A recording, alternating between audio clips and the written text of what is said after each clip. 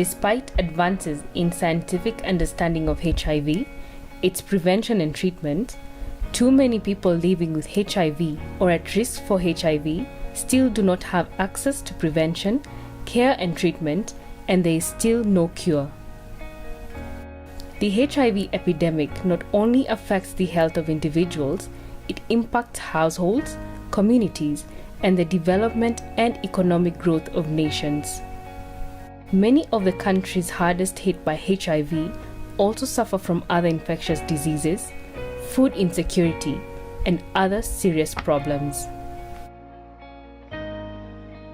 However, there have been successes and promising signs. New global efforts have been mounted to address the epidemic, particularly in the last decade. The number of people newly infected with HIV has declined over the years. In addition, the number of people with HIV receiving treatment in resource-poor countries has dramatically increased in the past decade. The National Organization of Peer Educators, NOPE, has held 7 biannual international conferences which draw rich experience, lessons and innovations from peer educators, corporates, CSOs, researchers, academia and government. This is our 8th thematic convention since 2004, and the purpose of the convention is to bring together stakeholders to assess the progress we've made in the HIV and AIDS response, not only in Kenya but also in other countries in the region, particularly in Eastern and Southern Africa. We have had innovations and technologies around pre-exposure prophylaxis, self-testing, and so on and so forth. The idea is that every single individual, whether you are general population, a young person, persons who are at the workplace, key populations where we are talking about sex workers, men who have sex with men, and people who inject drugs, this is either affecting all of us, and the infection, of course, also affects how our organizations respond to our programs and our populations. The conclusions and recommendations help shape subsequent policies and technical inventions in HIV programming. The 8th International Convention on Peer Education, Sexuality, HIV and AIDS, held at the University of Nairobi Towers from June 13th to 15th, 2018, was officially launched by Nairobi County Women Rep Esther Basaris.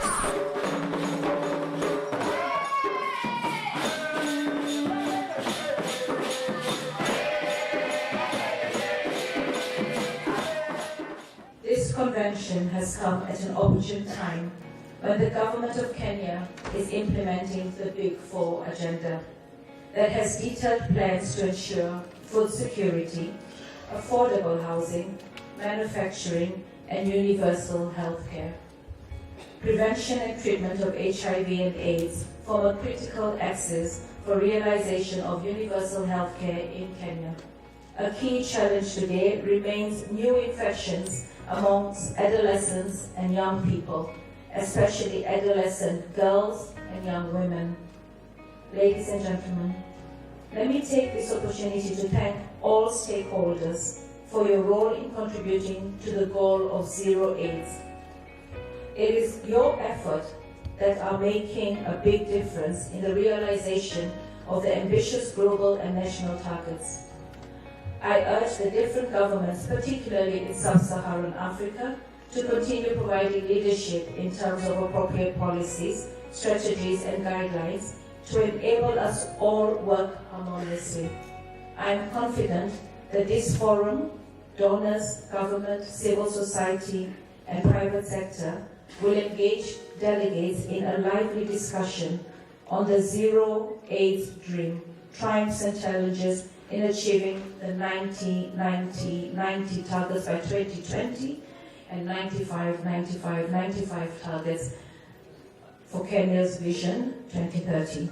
It is now my pleasure to declare the 8th International Convention on Peer Education, Sexuality, HIV and AIDS officially open.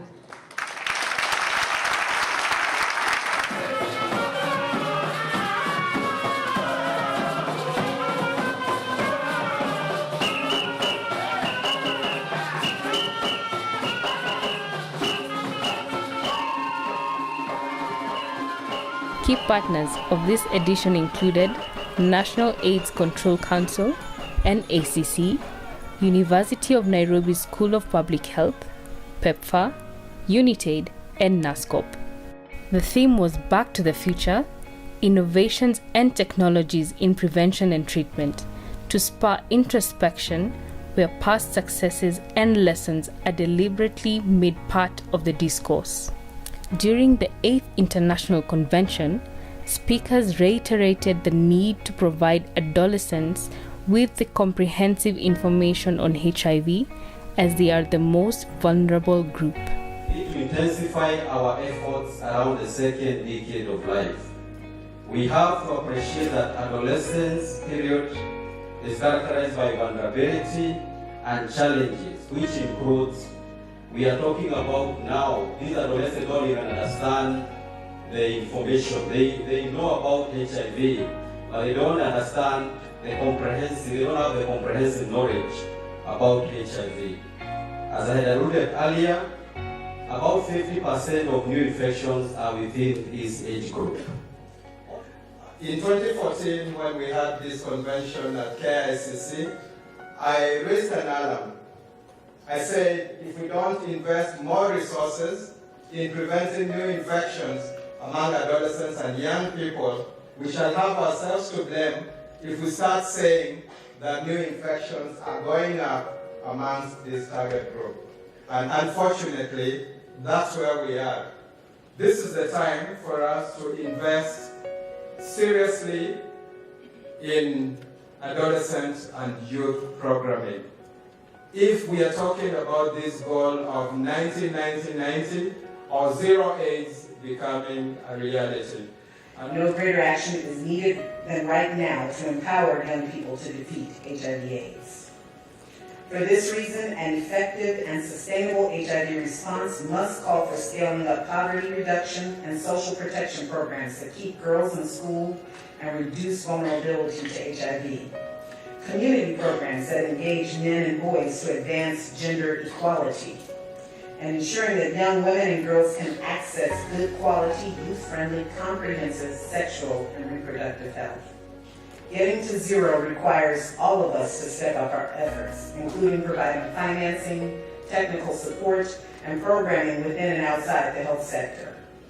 Getting to zero also requires strong political commitment and leadership to stop new infections and death among young people. Not all schools are safe. We are seeing that. Not all homes are safe. We are seeing that. Even the roads, these public spaces are no longer safe. You don't know now where is a safe space for young girls and young boys in this country today.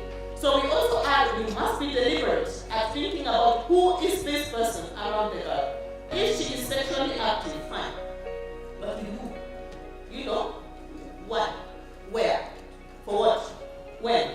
How? These are questions and conversations that must be talked about if we really want to get the girl to fully understand and accept her position, in her community. As we journey towards the end of AIDS as a public health threat by 2030, let us remember that in everything we do in the HIV response, it has to be people-centered.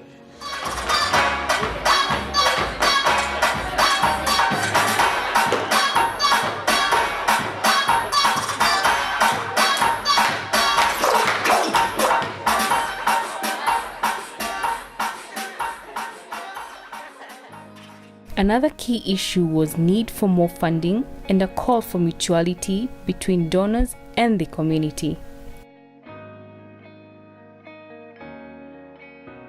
So we really need to work together. We cannot decide in Geneva. Can we? Can we decide what you need in Geneva? So we need you. We need to work together. And since the start of UNAIDS, and that's actually why we are having this symposium today, to show the symbiotic relationship between UNAIDS and the communities. Because we cannot spend, you know how much it costs to develop a new medicine? How much it costs to produce it and roll it out and test it? And if at the end of the day, nobody wants to use this medicine, why are we wasting our time and our money? So we need to hear from you. We need to hear from you what are the needs and what is a good medicine for you. Overall, the convention was aimed at highlighting and assessing contributions to progress towards achieving 90-90-90 and increased commitment of stakeholders, including governments and the key donors, to resource allocation for target achievement before 2020. Some people are lucky that their mothers tested during, the issue of PMTCT. But before that, there were many children who were born without their mothers testing and therefore not accessing HIV testing services. And long ago, we used to promote the issue that, children do not survive beyond a certain age. But we now know very well that children born with HIV, if actually they're having good nutrition, being well fed, they can actually live longer. And then we have that gap therefore of those children who are actually HIV positive, but they're not showing any sign. They've not been tested because they didn't have access to that testing. Now, this is what is fundamental for any program. For us, we have a policy, and if the management cannot put up a policy, however fast you can try, like for us, it's even a good experience and I'm really excited about it. Asking people to enroll. It means that the company in itself has room for that. So let's, in our workplaces, try to institute this. HIV policy, a wellness policy that can allow now to institute that component and be able to run program activities in those lines. The prevalence is very low in workplaces, especially in trackers. And that's why they were removed from the list of key populations, or what we used to call before MAPS.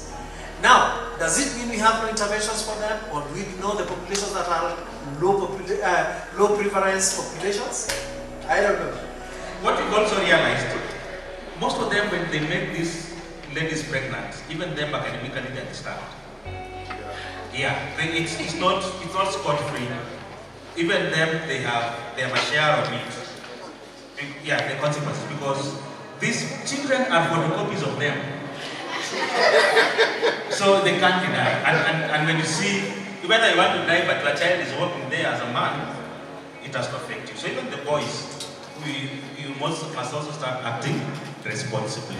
As is tradition, NOPE celebrated 13 years of Ambassadors of Change movement that has seen peer-to-peer empowerment realize true behavior change among adolescents.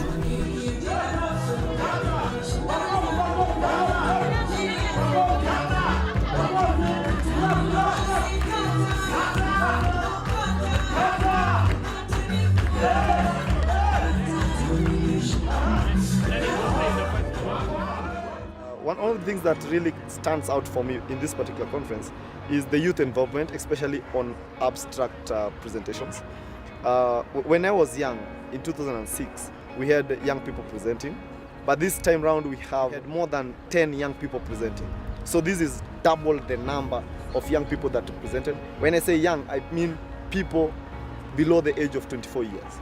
And so this, to me, this is the greatest achievement I've ever seen in my life. I think it's lived true to the international word. It's truly international. Yeah, it's my first time to attend this convention, so I mean, for me it's a lot of learning for me, and it's good. I didn't know that there's a convention where young people actually involved. So I think that's really, really nice. So I think going forward, we really do need to involve a lot of youth, especially in the sciences, as participants as well as even study people, because that's where our future is. My experience has been so wonderful because I've been able to interact with people from other countries and see what their agenda is, what their challenges are, and it's quite an opportunity that nobody should miss. This is my first time at the NOPE conference, and so far, for the 3 days that I've been here. My experience has been really nice. It has been a platform for me to network, meet the spearheaders and the policymakers, and also to have my issues as a young person addressed. Maybe next time they could engage the young people more, even in the plenary sessions that we've had, because most of them were middle-aged people and old people, of which that is not what we were expecting as young people. The convention had delegates from Kenya and other countries, including Uganda, Tanzania, Somalia, Burundi, Zambia, South Africa, Switzerland and Sierra Leone, among others.